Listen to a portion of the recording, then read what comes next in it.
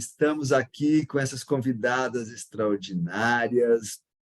É um privilégio ter a Carol Aguinar, uma amiga, já não é tão de longa data, mas também não é de curta data, há um tempo. E a minha querida amiga Luciana Santoro, que chama de Lu, diretamente da Itália. Que honra, que privilégio ter você aqui com a gente.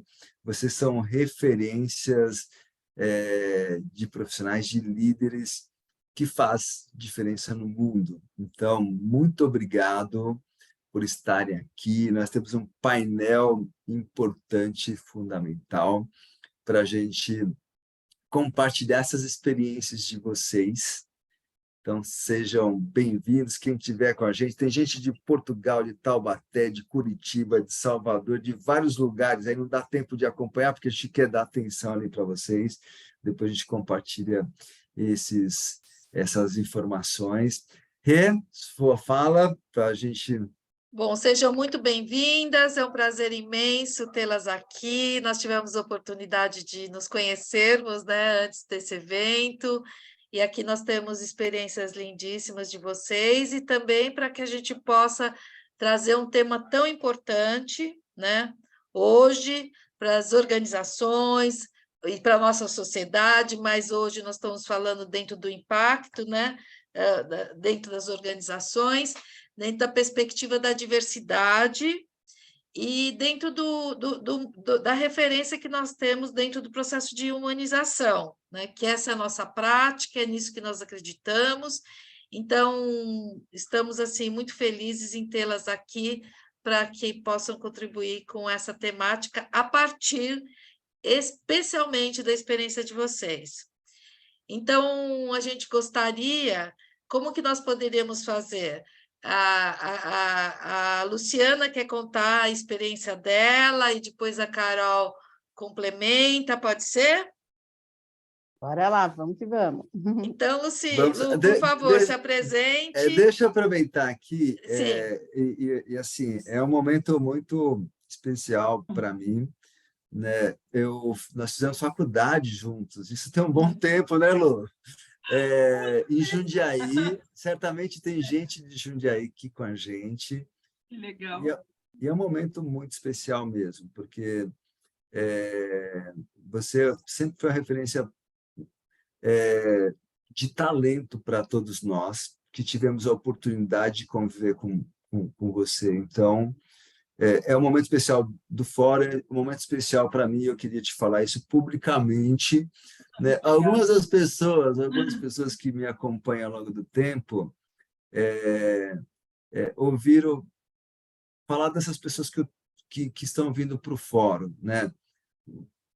E teve duas pessoas, e você é uma delas, em que eu sempre compartilhei, né? Você e o seu Monteiro. Então, seu Monteiro já passou e você está aqui. E essas pessoas que estão vendo fora, elas acabam sendo um grande elemento da nossa inteligência coletiva, né, Rê? Né? Da gente falar dessas pessoas. Então, falar para o mundo, né? Eu tive a oportunidade aqui de ter contato com mais de 500 mil de pessoas nas palestras, nos treinamentos. E o nome de vocês reverberam pelo mundo, né? Nesse sentido. Então, que alegria! E eu sou capaz de lembrar, Lu, de cada noite que a gente teve lá na faculdade, né? Você sempre era a primeira pessoa que eu via na sala. Então, seja muito bem-vinda, que alegria. Então, bora lá. Obrigada. Antes de tudo, eu também gostaria de agradecer, porque é um prazer enorme. Realmente, depois de tanto tempo, né, a gente manteve ainda, mantém o contato e tudo mais, e isso é tão difícil, né, acontecer, porque as pessoas geralmente se perdem no tempo e tal, então é muito importante. Nossa, foi assim, é um prazer enorme, realmente, e poder um pouquinho, né, dar assim uma contribuição para toda a temática.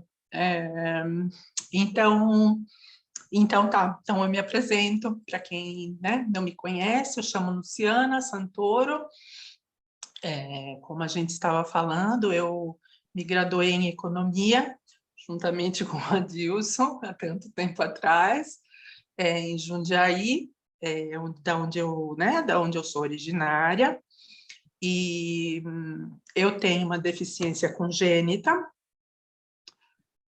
então eu uso cadeira de rodas para me locomover, e eu escrevo também com a boca, utilizo a boca para digitar.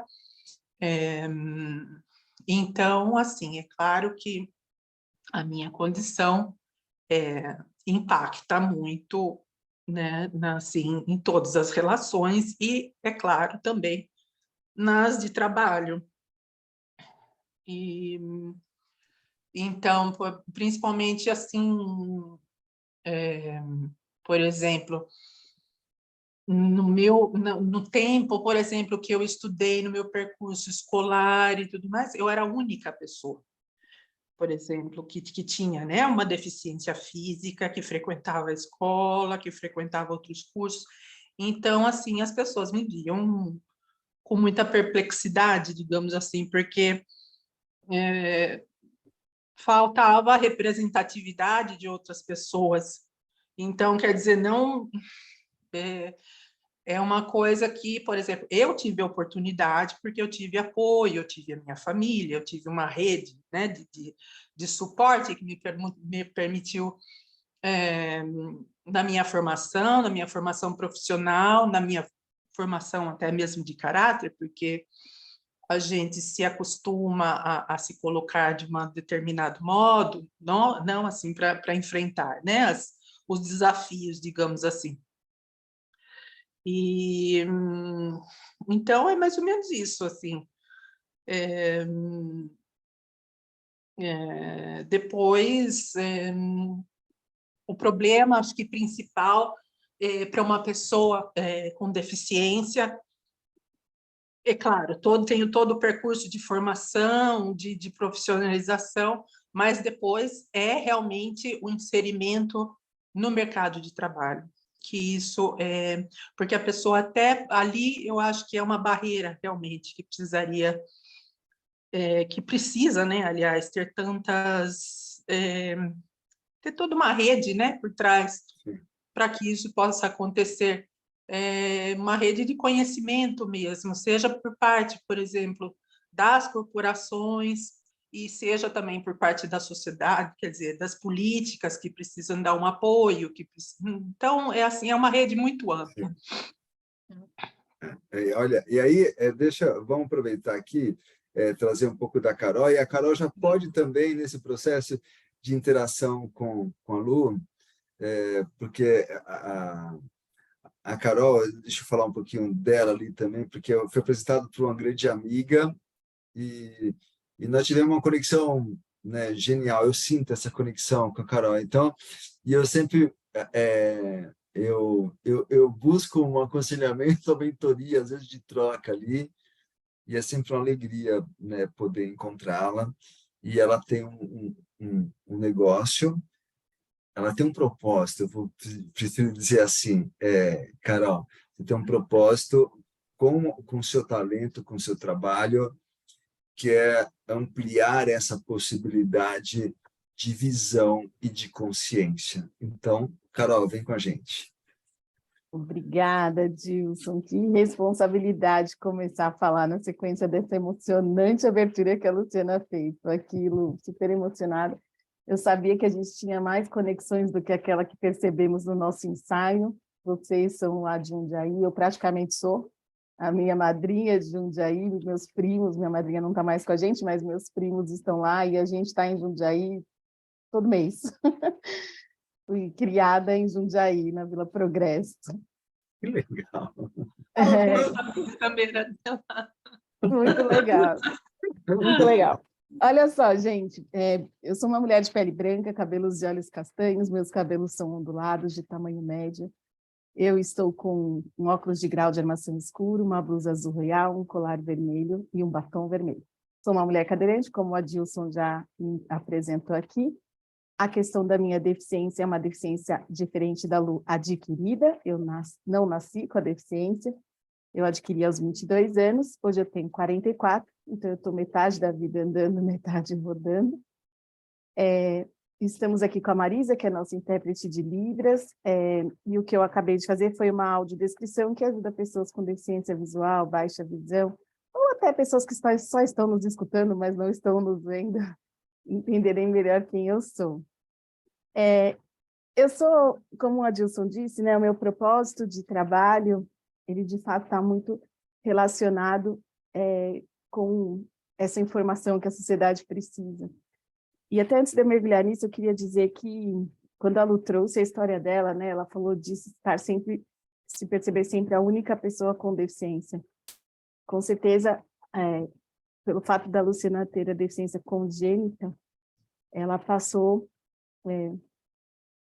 por momentos mais fortes de exclusão, porque a gente está evoluindo como sociedade e cada 5 anos que passa já é muita mudança para quem vive com deficiência, né? E a gente exemplifica isso conceitualmente, chamamos de capacitismo estrutural. Capacitismo é a opressão que a pessoa com deficiência recebe da sociedade, e também existe o autocapacitismo, a gente tem o capacitismo da gente mesmo, e que não é um comportamento, não é um xingamento. Eu gosto de falar isso, né? Porque às vezes a gente fala assim, poxa, você é racista, a pessoa se ofende. E a gente não deixa de ser racista se a gente não assume o racismo que existe dentro de nós. Assim é o capacitismo.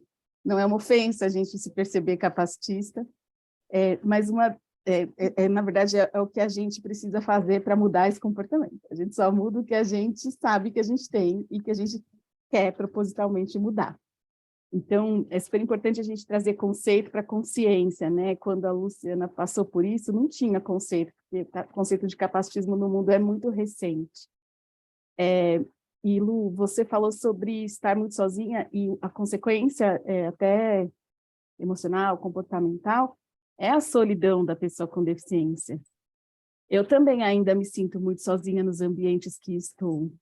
É bem raro eu estar num ambiente que tem outra pessoa com deficiência. Então, eu sou chamada para eventos de mulheres. Geralmente, eu sou a única, ou, além de mim, tem mais uma no universo de 1000. É bem raro a gente se ver, a gente se encontrar, a gente se reconhecer. O que não quer dizer que não existimos. Nós somos percentualmente 15% da população mundial. Aqui no Brasil, os dados são bastante duvidosos, porque o nosso censo, que mede a população brasileira, pergunta, desde 2000, para os domicílios, se existe gente com deficiência naquela residência, mas como não existe consenso do que é deficiência, muitas pessoas não sabem responder se tem ou não tem, então quem usa óculos às vezes fala que tem, e às vezes uma mãe que tem um garoto com deficiência e chama esse garoto de especial, responde que não tem. Então, a gente não tem consenso, os números são exagerados, o último censo do IBGE foi 2010, que está declarado, né, porque de 2022 acabou de acabar, a gente deve ter novos números, mas o de 2010 aponta 24% da população. Significa que a cada 4 pessoas, 4 brasileiros, uma tem deficiência. Existem dúvidas desse número, acabei de dizer um dos motivos, e aí em 2019, o próprio número do IBGE foi remexido e tiraram dali as deficiências que não se declararam tão severas, e o número foi para 8% da população brasileira, 17 milhões. Eu não acredito nesse número, porque se no mundo existe 15%, o Brasil não estaria num índice menor, sendo que a maior causa de deficiência adquirida são as armas de fogo, e nós somos um país em guerra civil não declarada, a gente que fecha os olhos para isso, né, deixa de olhar para isso, deixa de perceber a guerra que vivemos. Além disso, a desnutrição, a carência, falta de saneamento básico, falta de vacinação, falta de saúde pública adequada para um pré-natal também faz com que crianças com deficiência nasçam com deficiência, né? Então, a gente tem uma invisibilidade numérica, e eu gosto de falar que quem não é visto não é lembrado. Quem não é contado não é incluído, não é isso, Lu? Com certeza isso. É isso, Adilson. Olha, eu nem me apresentei direito, fui logo comentando. a história da Lu, de verdade eu fiquei bastante impactada, a gente ensaiou, mas eu não tinha escutado tudo isso dela ainda, talvez também não com essa emoção.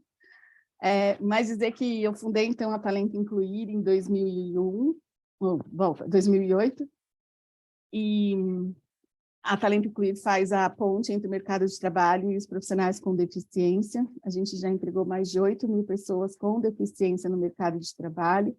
A nossa meta é fazer 8.000 por ano, né? A gente é feliz de contar que incluímos 8.000, mas estaremos ainda mais felizes quando a gente perceber que o nosso alcance, né, consegue alcançar mais pessoas, a nossa atuação consegue alcançar mais pessoas, e hoje a Talento Incluir é um ecossistema, né? Assim, eu mesma não estou mais na liderança da Talento Incluir, a gente fala no movimento feminino que uma sobe e puxa a outra. Eu prefiro não falar que eu puxei, porque eu não gosto de hierarquizar as relações.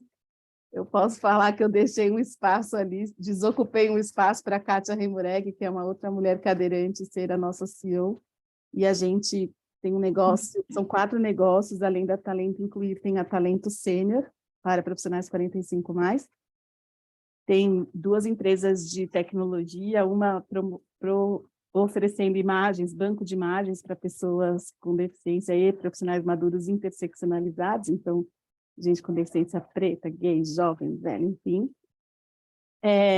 E também o outro que é direcionado para uma comunidade, um lance de mostrar para as pessoas com deficiência que existe na sociedade, para que a gente consiga diminuir as limitações que as nossas deficiências nos apresentam e, assim, ter mais autonomia e independência.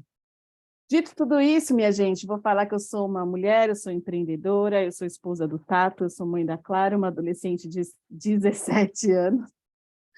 A deficiência é só mais uma das minhas características. Enfim, gosto muito quando eu sou chamada para eventos assim, para que eu consiga aumentar, né, o alcance da nossa voz, da nossa presença, e para que outras Lucianas não se sintam mais sozinhas. Fantástico. Rê?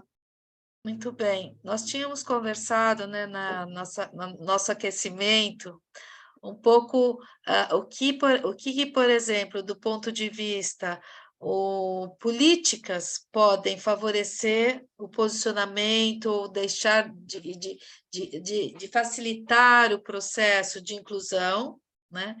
E o que, do ponto de vista das organizações do trabalho, né, vocês acreditam que poderia ser feito também para que esse processo pudesse ser facilitado, digamos assim, né? Que pudesse ter uma consciência sobre isso, ou até garantir a importância disso dentro de uma cultura, dentro de uma sociedade e dentro das organizações. Aí não sei se a Lu quiser comentar alguma coisa na Itália, especificamente como ela vê, e depois a Carol também poder contribuir. Sim, sim. Eu acho que, assim, de tudo que a Carol também falou do trabalho dela, eu acho que é um dos pontos, assim, fundamentais para que, por exemplo, as organizações tenham essa consultoria de como acolher a pessoa com deficiente, porque, na verdade, né, onde eu parei, por exemplo, que eu falei que depois da primeira experiência de trabalho, quando, por exemplo, tem os concursos, os processos seletivos, que também são difíceis, tipo, no meu tempo, não existiam concursos especiais para pessoas da categoria. Então, quer dizer, a pessoa com deficiência tem que enfrentar um concurso onde muitas vezes não tem acessibilidade, ou onde ela não vai ter à disposição os auxílios que ela precisa para fazer a prova, onde, às vezes, no lugar da prova não é acessível. Então, aí já é uma barreira muito grande. E também porque já a pessoa, para chegar até ali, naquele ponto, e como eu falei, né, eu sou uma privilegiada porque eu tive as minhas oportunidades. Agora, quem não tem, às vezes falta esse incentivo, entendeu? A pessoa se sente desencorajada. Sim. Então, quer dizer, nem vai participar de um concurso assim. Uhum. Então, eu acredito que é fundamental também concursos voltados para a categoria, e depois claro, as políticas. Política precisa ter sempre, eu acredito, seja no suporte e tudo mais, né, de infraestruturas e tal, e seja também para, assim, no sentido próprio da contratação, né? Leis que incentivem a contratação e tudo mais, porque enquanto isso, é claro, precisa, né, de uma conscientização da sociedade e tudo mais, mas como esse é um processo muito, muito longo, claro, a gente faz, né, progressos e tudo mais que a gente vê, né, na sociedade, mas é um processo longo, então essas leis são fundamentais, eu acho. E então a acolhência da pessoa nas corporações, nas organizações, nas empresas é fundamental, porque às vezes também até acontece a contratação da pessoa, mas depois, por exemplo, vão colocar a pessoa com deficiência para executar um trabalho que não está dentro das suas competências. Uhum. Ou muitas vezes, porque, na verdade, assim, infelizmente, muitas vezes, assim, as empresas veem a contratação de uma pessoa com deficiência como uma obrigação. Então, acaba que ela não é inserida no contexto realmente de trabalho, das relações humanas e tudo mais. Então, ela acaba ficando isolada dentro da própria organização. E isso não traz satisfação pessoal, claro, e nem nenhum benefício para a empresa. Então, eu acho que precisaria otimizar todo esse processo, né, para que a pessoa possa dar aquilo que ela é capaz, né, render ao máximo, e também ter a satisfação dela pessoal, porque isso é depois o contexto de humanização, não, dentro das organizações. Fantástico. Muito bom, Lu. Que fala maravilhosa. E tem um ponto que às vezes a empresa, quando assume esse processo por obrigação, ela traz para dentro, mas continua deixando à margem. Né? Porque não comprou aquilo como um propósito, como um valor, como um significado. Né? Exato, muito bom, muito bom. Uhum. Esse é o trabalho que eu venho fazendo nas empresas, né? A gente até fala que é sair da obrigação para chegar na convicção. Então, tem um meio do caminho aí que se chama conveniência, e até vou chamar aqui para um papo que estava tendo antes do nosso painel, com a Maria Júlia e com a Tânia, né?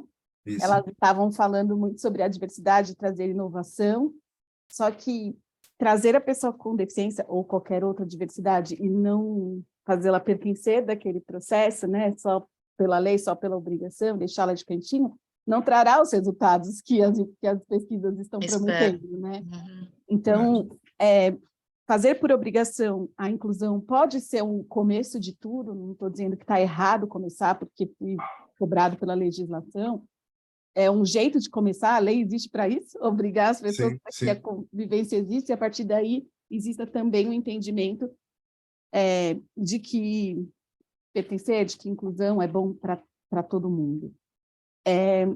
Esse trabalho, né, que a gente fala de existir legislação, a legislação, de forma geral, ela é muito mal entendida. E por falta de entender por que existe aqui no Brasil, por exemplo, lei de cotas que obriga empresas que têm mais de 100 colaboradores a contratar pessoas com deficiência. Acho que são 5% dos concursos públicos direcionados para pessoas com deficiência. As pessoas que não entendem, não buscam informação para entender por que lei de cotas existe, costumam julgar, né? Dizem assim, poxa, eles não estão pedindo igualdade? Se eles querem igualdade, por que estão pedindo?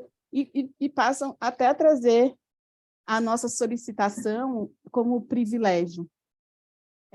Então, eu queria voltar na história do capacitismo estrutural, né? Então, quando a Lu diz assim, poxa, mas se o concurso não tiver acessibilidade, não pode exigir de mim fazer no mesmo tempo que uma pessoa que mexe as mãos e que consegue fazer a prova de um jeito mais comum, né, Lu? Então, esse é um dos exemplos, né, que é muito legal a Luciana trazer pela vivência dela.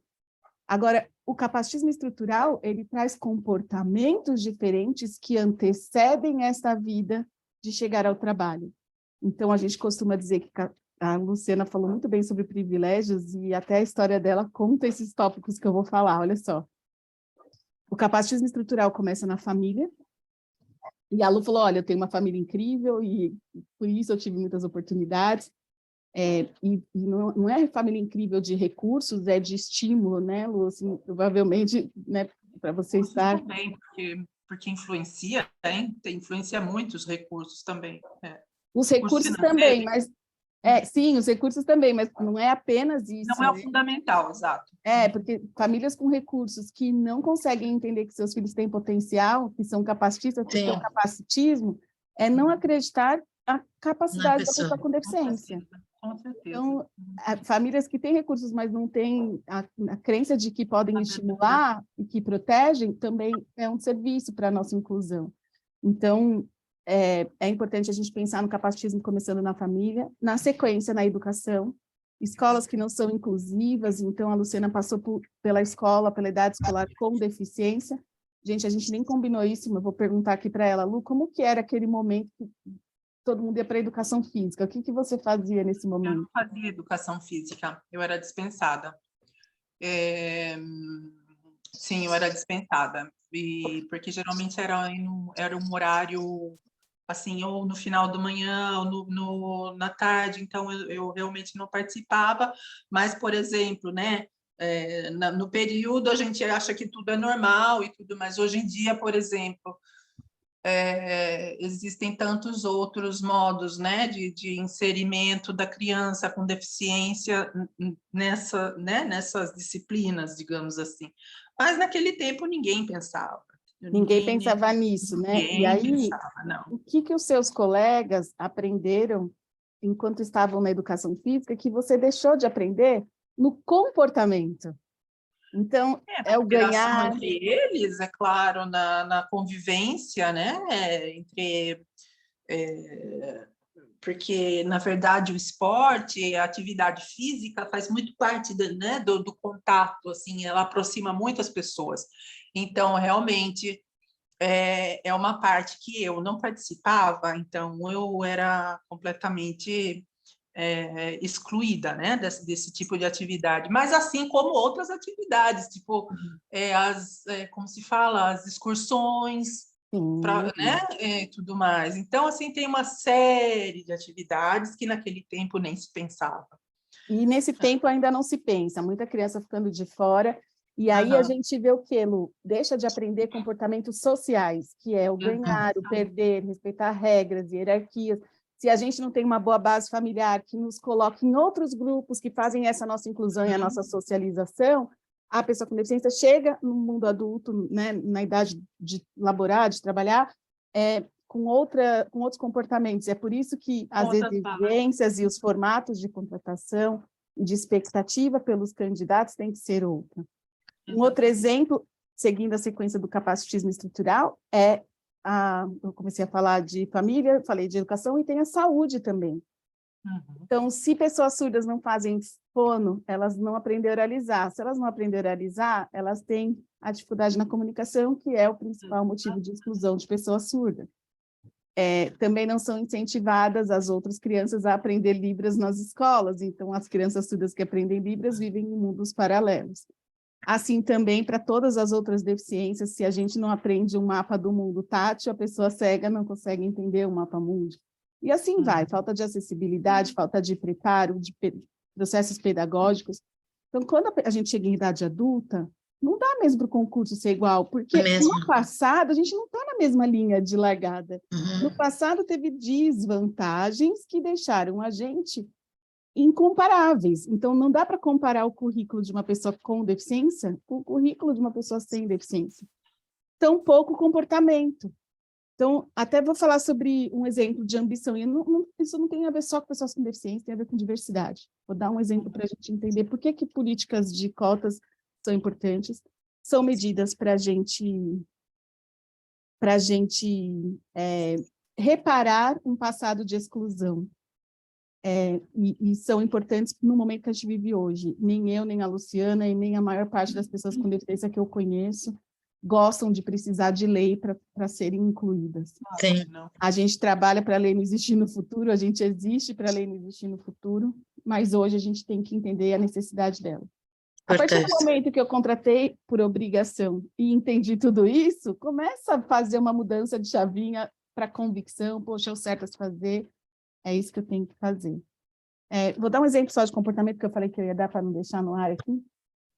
A gente tem no nosso time, na Talento Incluir, pessoas de todo o Brasil. A gente tem uma pessoa que mora no interior de um estado do Nordeste. E quando a gente foi conversar com ela a primeira vez, a ambição dela de carreira era construir um negócio próprio ali na cidade dela. E, a princípio, eu e minha sócia, a Ju, a gente ficou um pouco acreditando que ela não tinha ambição de carreira. A gente pensando, cara, ela trabalha numa empresa de São Paulo, uma empresa que atende multinacionais, e o sonho dela parecia tão pequeno para a gente, até que a gente começou a repensar o processo que vem antes da linha de largada, né? E é óbvio que ela não vai ter a mesma ambição que eu, e a mesma ambição que a minha sócia, pelos privilégios que são diferentes, pelas oportunidades que são diferentes. Isso não significa que ela é uma pessoa sem ambição, só significa que a ambição dela é diferente da nossa. Então, é muito importante a gente começar a compreender as pessoas a partir da vida e das diferenças de vida daquela pessoa. E aí a gente colhe os resultados, né? Então, a Luciana também falou de privilégios, gente, juro que eu vou finalizar. Tem uma frase aqui: assumir os nossos privilégios não anula os nossos esforços. Não quer dizer que a Luciana não se esforçou para estar onde ela está, para continuar onde ela está e para continuar alcançando os sonhos dela, assim como a Carol. Mas a gente precisa reconhecer, e reconhecer privilégio é se ver coexistindo. Se você entende só a sua vida, só o seu sorte, só o seu esforço, você não reconhece seus privilégios. Coexistindo, você começa a perceber, né, Lu? Sim, eu acho que a gente pode aproveitar dos nossos privilégios para poder incentivar, favorecer outras pessoas, né? E então é isso que a gente tenta fazer, assim, pelo menos, quer dizer, você trabalha com isso, é claro, né? Você tem muito mais vivência e vê toda a variedade que existe, né? E tudo mais. Agora, eu posso somente levar a minha experiência um pouco pessoal, mas eu acho que, assim, se já servir para alguém, né? Assim, que possa incentivar, que possa ajudar, às vezes, para entender certas dinâmicas e tudo mais, já vale a pena, né? Eu acho que você está trazendo uma coisa, eu acho que a tua experiência é tudo, na realidade, Lu. Sim. Porque o que eu vejo que o aprendizado do ponto de vista de poder olhar e até pensar ou até mudar em relação como lidar com a questão da deficiência na sociedade ou na organização, é a partir de quem vive. Porque, às vezes, a gente propõe coisas a partir de... É um pouco da mentoria reversa que a gente estava falando, né? De você poder, para você criar um ambiente acessível, inclusivo, enfim, é a partir das experiências que as pessoas vivem, porque muitas vezes a gente não tem ideia, a gente está dentro de uma área de recursos humanos, ou dentro de uma corporação, ou dentro, até representando, dentro de uma secretaria ou de um ministério, fazendo políticas e tudo mais, sem entender a realidade. Então, quando vocês trazem, às vezes, talvez, um trabalho estruturante, do ponto de vista de trabalhar o capacitismo, tem que ser lá, junto à família, dentro das escolas, né? Até como a Carol está falando, até chegar dentro das organizações. Então, como se faz um onboarding, como você falou, como se prepara, qual a acessibilidade que tem, dependendo quais são as competências, onde ou que áreas as pessoas podem ser podem participar ou ser integradas ou incluídas em termos das atividades dentro das organizações. Então, essa questão que vocês estavam trazendo, ou de cotas, né, ou de estabelecer, enfim, uma política de inclusão, que se está dentro da cultura da organização. Até tem uma pergunta aqui, que eles trazem assim, se dentro do SIG, o S prevê isso, né, prevê... Então, todo esse processo é muito de escutar as experiências das pessoas, é que isso pode realmente ir de encontro a criar uma condição melhor para a inclusão, né? Não como fazer a lição, não só fazer a lição de casa de cumprir cotas, mas assim, como a Carol e vocês estão trazendo com a complexidade disso. Então, ela tem que ser tratada dentro da perspectiva da complexidade, né? Então, acho que a questão é... Você poderia responder essa questão em relação ao SG? Sim. Exatamente como o processo está sendo cobrado ainda não está tão definido, mas o que a gente vem acompanhando é, por exemplo, uma empresa para ser validada como empresa que tem práticas ESG e, por exemplo, conseguir ser uma empresa que está com essas ações na Bolsa e que tem a ver hoje com isso, ela precisa, sim, responder no relatório como ela entrega, quantas pessoas com deficiência ela entrega e como ela entrega. Então, faz parte, né, sim, do S. Como eu disse, a gente existe, nós somos provavelmente 1/4 da população brasileira, e não dá para falar de social sem falar de 1/4 da população brasileira. Não dá economicamente, então 1/4 da população com deficiência sem trabalho significa 1/4 da população brasileira sem receita, sem contribuição e dependente do governo. Economicamente não é sustentável. E quando a gente pensa em pertencimento, em ambiente de coletivo, que é o jeito que a nossa espécie humana está evoluindo, ainda bem estamos aqui para evoluir, a gente também não consegue evoluir deixando as pessoas para trás, né? A gente tem questões que são mais humanas e mais sensíveis. É importante dizer aqui, gente, que a pessoa com deficiência, ela pode atuar aonde ela quiser, aonde ela tiver perfil, aonde ela tiver dedicação para se desenvolver. Então, eu ousava fazer no começo da minha carreira, gente, Regina, aqui na Talento Incluir, um estudo que a gente chama de estudo de funções, né? Que é exatamente definir cargos para tipos de deficiência poderem atuar. Mas eu nunca fiz isso com o coração, assim, eu fazia tão contrariada, sabe aquele produto que o cliente quer comprar e você não acreditava tanto nele? Mesmo assim, a gente fazia sempre mostrando possibilidades e não as exclusões. Tipo, não pode hoje, porque a sua máquina não é acessível, mas se a sua máquina fosse acessível, poderia. Então, a gente dizia, né, o contexto. Agora, eu já não faço mais, assim, a gente, de fato, não faz, e vou dizer por quê. Porque, na minha experiência, eu já vi gente com deficiência fazendo tanta coisa que eu não imaginava, que o meu capacitismo não permitia perceber a possibilidade, sabe? Então, tem uma garota que, em 2005, eu acho que a gente fez a inclusão, 2007, minha filha tinha 2 anos, a inclusão dela.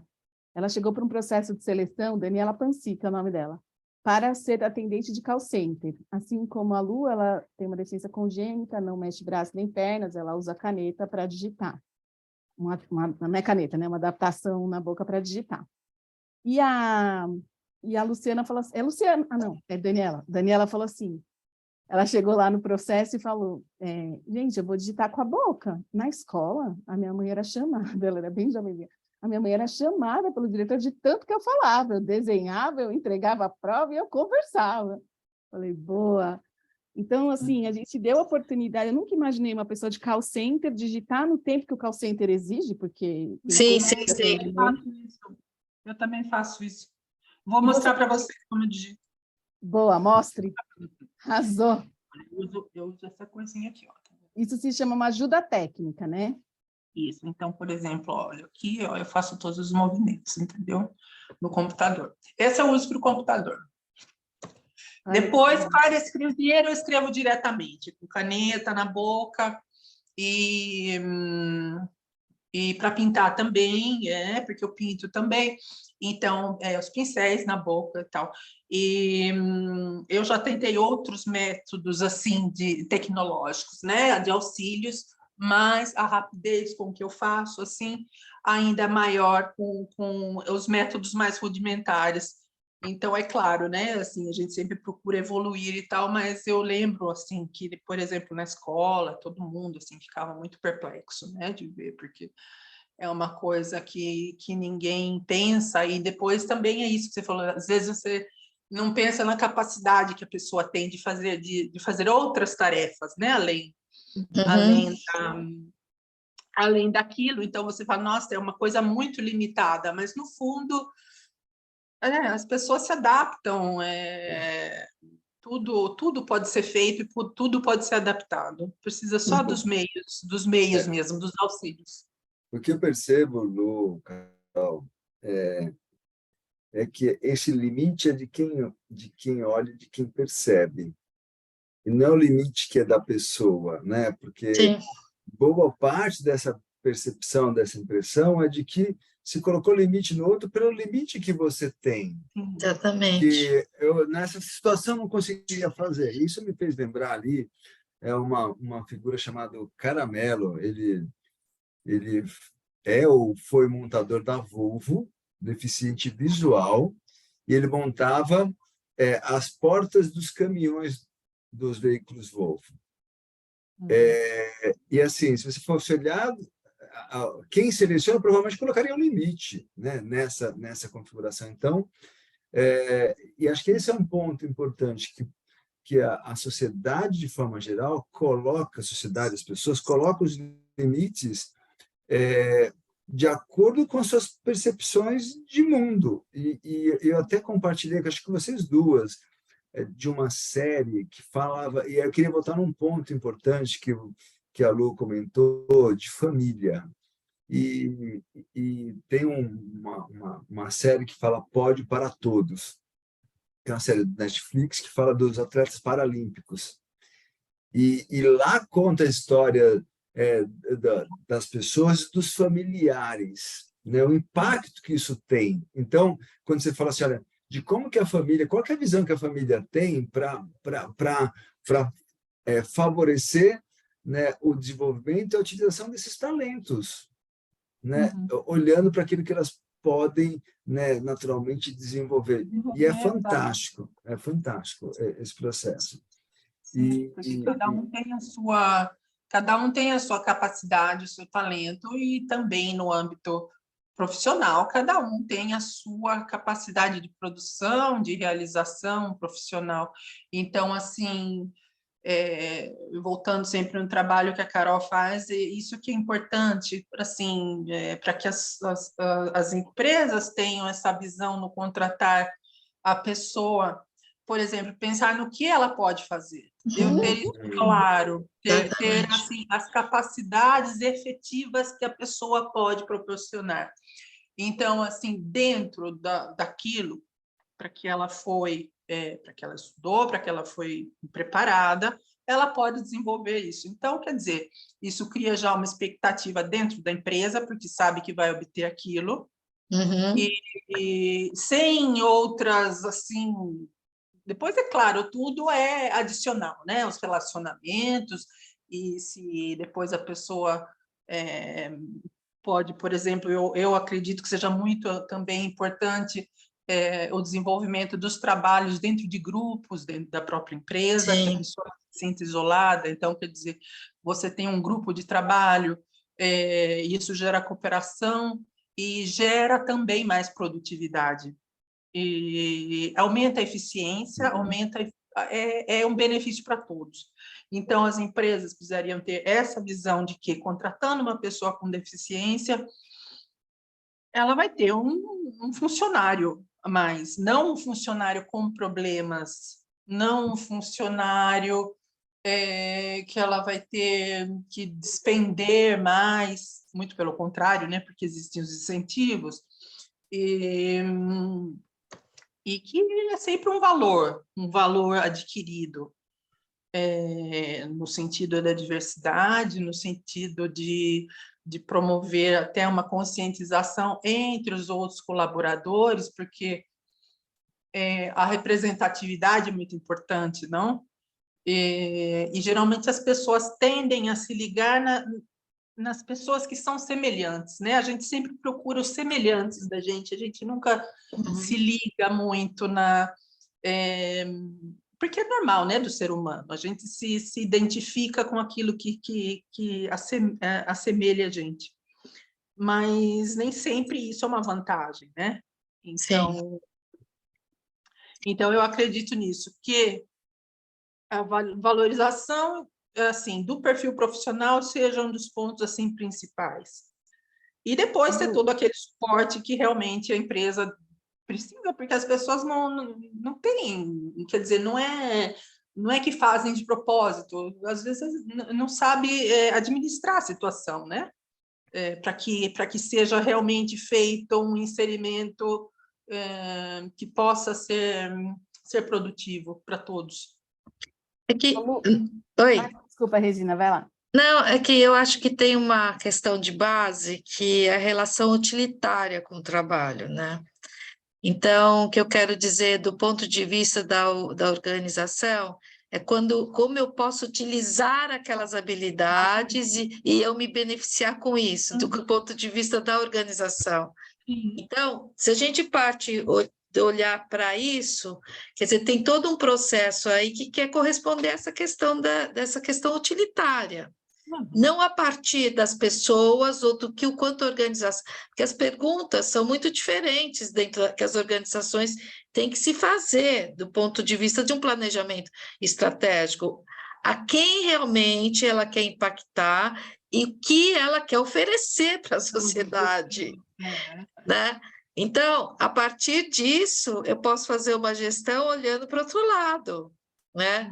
Assim, o que eu posso oferecer para os meus colaboradores? E quando eu mudo essa pergunta, realmente eu olho para as pessoas e quero ouvir, né? Como vocês estão trazendo, né? O que as pessoas têm que elas acreditam que é de melhor, do ponto de vista, para contribuir no coletivo da organização, né? E essa organização poder oferecer para essa sociedade, né? Então, fala, Carol. A dar exemplo, né, do que vocês estão trazendo, que a Lu trouxe, assim, a minha história de volta ao trabalho foi muito isso. Eu sou professora de educação física. Eu dava aulas de ginástica laboral, então eu estava no ambiente corporativo, na minha área, e quando o acidente aconteceu, eu achei que eu não pudesse voltar a trabalhar. Mas a minha gestora olhou para a realidade, o que estava acontecendo ali, e me deu a oportunidade de voltar ao trabalho, 3 meses depois do acidente, montando aulas para outros professores aplicarem. Ela fez exatamente o que a gente estava falando aqui. O que a Carol pode fazer neste momento? Não. E aí ela usou a minha experiência, a minha competências que eu já tinha, porque sempre tive uma boa escrita, uma boa síntese de texto, então ela usou competências que eu já tinha, com as experiências, com o perfil e com a realidade que eu estava vivendo, porque 3 meses depois eu nem me mexia, não tinha a independência que eu tenho para sair de casa. Então, a questão de olhar para o que a pessoa pode fazer foi o tempero que tem a minha inclusão, a minha história de inclusão, né? E isso não significa que eu só poderia fazer aquilo para o resto da vida. A gente tinha uma meta, que era eu voltar para a empresa para dar aula de novo, e que a gente tinha essa meta para alcançar em até 2 anos. E assim aconteceu. Então, é saber olhar o momento atual e a potência para o próximo passo, para a carreira, para o próximo momento, né? Uau, uau. Bom, a gente tem, né, que painel fabuloso aqui. Eu queria ver duas coisas de vocês aqui. Da Lu falar ali o trabalho dela hoje na Itália e deixar uma mensagem para os nossos ouvintes. Tá a interação super mega bacana aqui. E depois eu volto para a Carol também, deixando uma mensagem para o nosso grupo, porque nós estamos no limite do nosso tempo aqui, que é magnífico. Que fluidez, que sintonia de vocês duas aqui.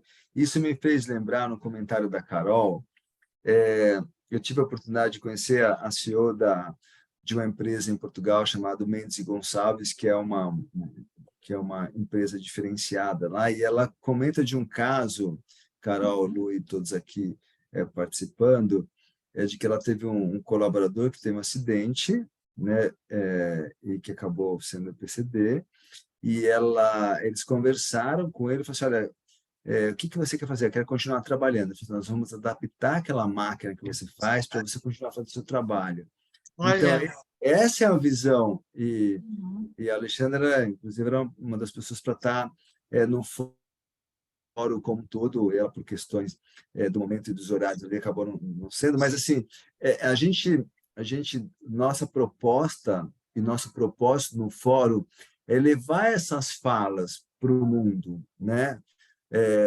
Porque não basta ter consciência no sentido de entender isso. O que a gente faz com isso? Acho que esse é o ponto exatamente. chave de toda essa questão. Então, Lu, fala um pouquinho do seu trabalho ali, você já está há 22 anos na Sim, Itália, e uma mensagem eu para já os estou faz nossos 22, participantes.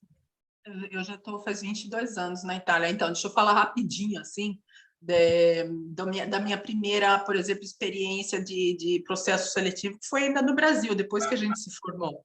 Tá. Eu fiz uma entrevista na Bolsa de Valores de São Paulo, depois que a gente se formou, Uhum. e realmente aí eu vi um pouco como seria, entendeu? Os desafios, porque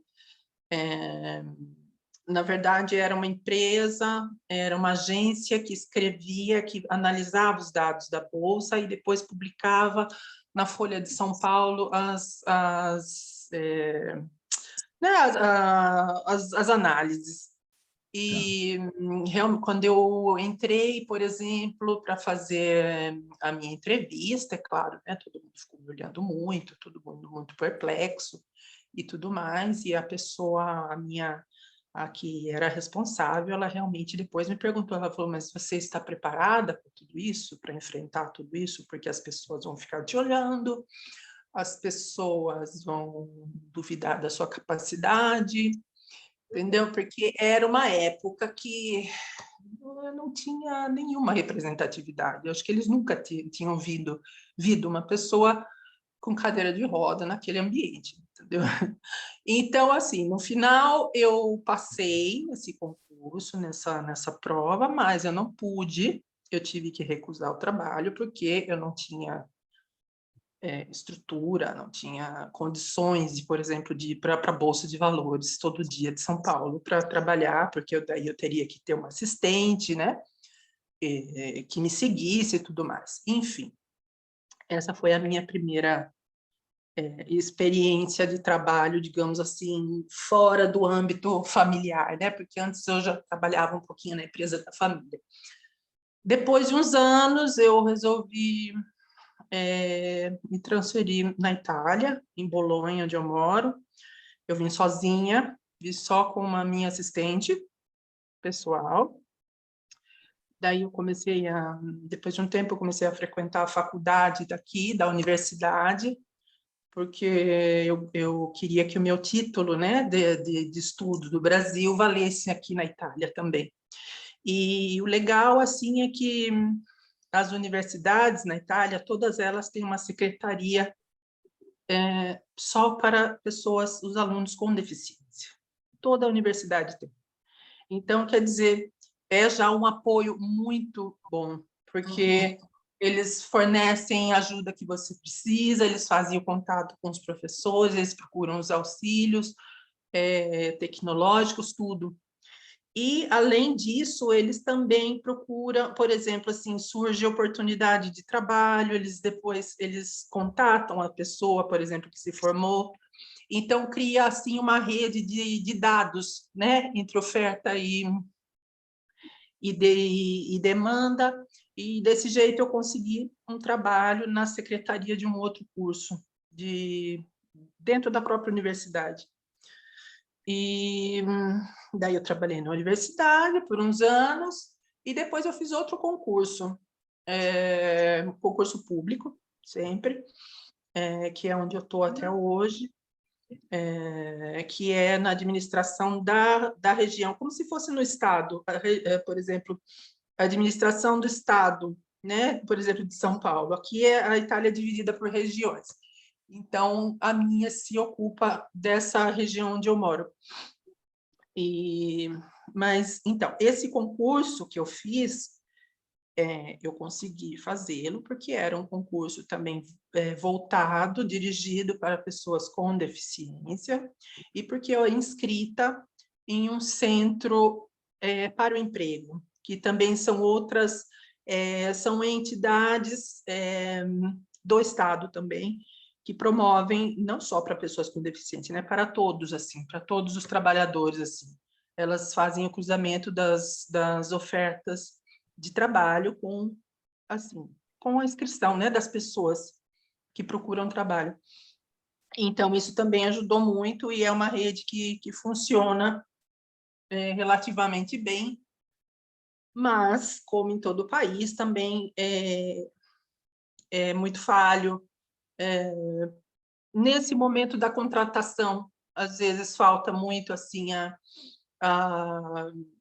o inserimento da pessoa, não é aquilo que a gente estava falando antes, o inserimento da pessoa com deficiência no ambiente, que depois pode ser mais ou menos produtivo, mais ou menos satisfatório.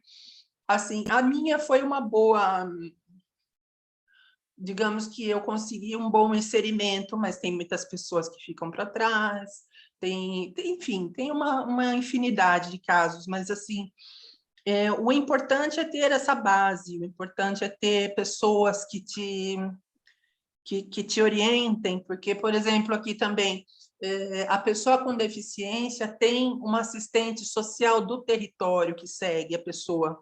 Então, essa assistente social, ela vai ver, por exemplo, as necessidades da pessoa no ambiente escolar, depois no ambiente de trabalho. Então, quer dizer, não fica tudo, assim, tudo dependendo da força de vontade, por exemplo, não da pessoa, ou se a pessoa é ou mais ou menos corajosa, mais ou menos que tem esse espírito né? Digamos assim... Protagonista. Exatamente, sim. Não, porque né, todos nós somos diferentes. Eu acho que, independente disso, todo mundo precisa ter o mesmo nível de oportunidades. Fantástico. Sem que a pessoa dependa exclusivamente da sua bravura e coragem. Né? Todo mundo me fala muito, né? Eu escuto sempre muito, como você é corajosa, você é forte e tudo mais. A gente aprende a ser assim, mas tem muita gente que não é, né? É verdade. E não pode, assim, as pessoas não podem depender só disso, porque isso é uma característica a mais, somente, mas não deve ser fundamental. Fantástico. Então, Elô, você trabalha hoje com, né, nesse processo aí, com análise para liberação de investimentos, é alguma coisa assim, né? com os instrumentos financeiros da região. Tá. Porque, assim, são os financiamentos, eu controlo os financiamentos que a região dá para o mundo da Empreendedorismo. empresarial, Tá. isso, as Bacana. palavras. E para tantas outras atividades, formação, cursos e tudo mais. É um mundo bem, bem, bem amplo. Tá. E uma mensagem para todos nós aqui. Uma mensagem, bom, eu, assim, antes de tudo, agradeço mais uma vez a oportunidade, foi muito ótimo, foi, assim, um bate-papo muito gostoso e muito instrutivo, digamos assim. Muito obrigada pela oportunidade que você me deu, gostei muito de estar aqui. E, assim, eu acho que a principal mensagem é para, realmente, assim, para quem tem uma deficiência, precisa continuar para, assim, ter investir muito, porque precisa de investir em si mesmo, não? Acreditar no seu potencial, porque todos nós temos. E continuar sempre, é claro, todos nós temos nossos momentos difíceis, né? Mas eles passam, e o importante é continuar sempre acreditando. E para as empresas também, que pensam, né, em contratação de pessoas com uma diversidade, ver mesmo esse ponto de vista de que a diversidade pode ser uma grande aliada, pode ser uma aliada na produtividade, nas relações, e que o mundo só tem a ganhar, né, com isso. Show, show. Obrigado, Lu. Carol. Obrigada a vocês. Foi muito bom. Muito obrigada. Obrigado. Bom, Carol. eu quero fechar falando sobre um assunto que já estava desde o outro painel, que é a tal da empatia, que parece um comportamento simples de entender, mas a empatia é bastante desafiador, porque a gente só consegue, de fato, ser movida pela história do outro, pela situação do outro, quando a gente tem com essa pessoa uma conexão emocional. Conexão emocional não significa amar a pessoa, necessariamente, mas pode ser. Validar a pessoa já basta. Ser uma pessoa que você olha e que você admira, e que te inspira, e que fala coisas que fazem você se desenvolver, já vai ajudar bastante. E não é possível a gente fazer conexão emocional à distância. A gente tem que estar perto, a gente tem que conviver. Então, hoje eu vejo que as redes sociais ajudam bastante a gente a validar pessoas que a gente nem imaginava, assim como invalidar também. Mas a gente pode começar essas conexões a partir das redes sociais. E aí eu pergunto para vocês, quantas pessoas com deficiência vocês seguem? Quantas pessoas com deficiência são referências para você? Quantas pessoas com deficiência você já puxou para os seus projetos, para os seus trabalhos, assim como a Dilson me puxa sempre, ele me trouxe até para o livro dele, sou super honrada de fazer parte ali do Liderança Espiritualizada. Então, são pequenas atitudes que fazem a conexão acontecer. Não precisa ter alguém da sua família, necessariamente. A gente tem que buscar essa convivência. Pode começar procurando a gente, né? Talento Incluir, Carolina Guinarra, fazer um merchanzinho aqui no final. É isso, sim. Sim. Aproveita, Carol, coloca no LinkedIn suas redes aqui no próprio chat, eu coloco super também. Fácil, gente. Meu nome não está escrito aí na tela, não? Tá. É isso, Carolina Guinarra, no LinkedIn e no Instagram. Facinho de achar, e aí a Talento Incluir está lá também. Show. Fechou. Agradecer, viu? Ó, não agradeci. Obrigada, Dilson. Obrigada, Rê. Obrigada, Lu. Foi uma honra participar aqui contigo. Marisa, beijo para você. Obrigado, Marisa. Que painel fabuloso. Rê, uma mensagem, um comentário final para a gente já encaminhar. Não, nós é quem temos que agradecer, né, a participação de vocês, foi muito importante, maravilhosa, e acho que realmente o que vocês trazem é que nós temos que, a nossa sociedade tem que abrir o coração, tem que humanizar, e tem que estar, e nós temos que realmente estar atentos a todos os dias ao nosso capacitismo e como nós agimos no nosso dia a dia, e acho que foi super importante, acho que a mensagem de vocês é fundamental para o nosso mundo. Que fantástico, que fantástico. Obrigado, gratidão por esse momento de aprendizado.